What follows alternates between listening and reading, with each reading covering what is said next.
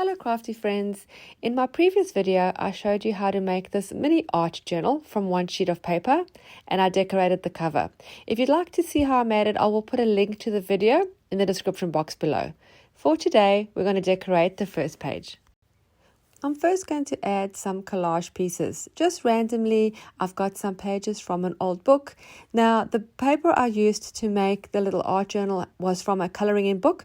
So there's already markings on the page. So I'm not going to cover everything with collage, just here and there to add a little bit of interest that'll shine through once we add layers on top. A lot of people ask me, why do I add all this collaging if I'm just going to cover it up in paint?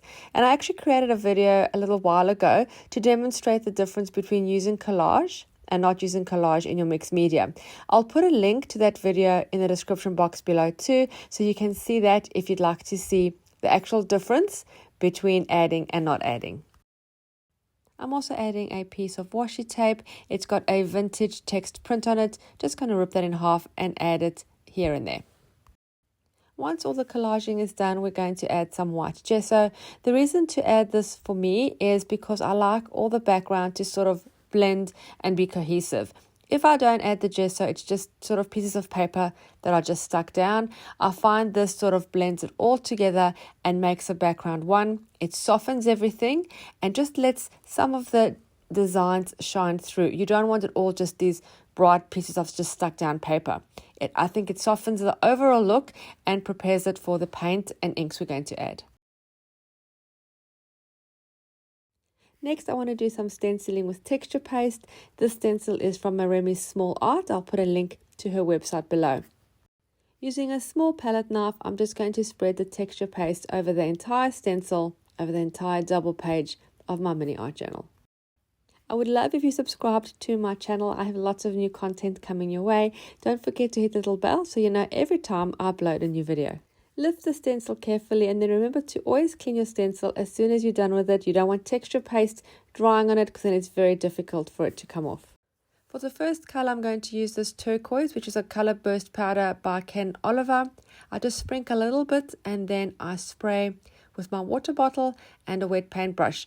And then I just allow the color to sort of move over the page on its own. I just tilt the page back and forth, add a little bit more water or a bit more powder and just let it sort of do its own thing. It'll go into the grooves of the texture paste and gives beautiful, beautiful designs.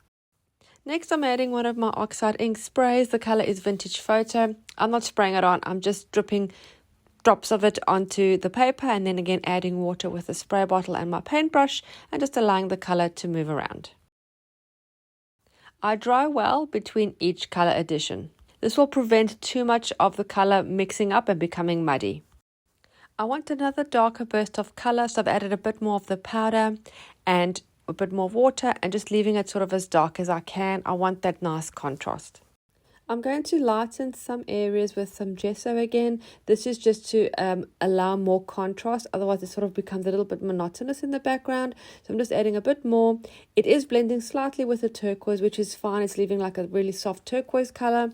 That is fine. It still makes a contrast. I'm then going to add some stamping. I'm using black ink and my script stamp, just dabbing it here and there, which I think gives it a really nice effect. For my focal point, I'm going to add this vintage colored butterfly. This printable is from Digital Collage Club. I'll put a link to their website below and also there's a discount code if you use my link. And then one of my favorite things to use for layering is cheesecloth. So I've just cut a piece and I'm pulling some threads and then I'm going to add some gesso to it, just dabbing bits and bobs and blobs here and there on the gesso. Once it's dry, it has a really beautiful effect and something a little different. And it will create a good base for underneath my butterfly.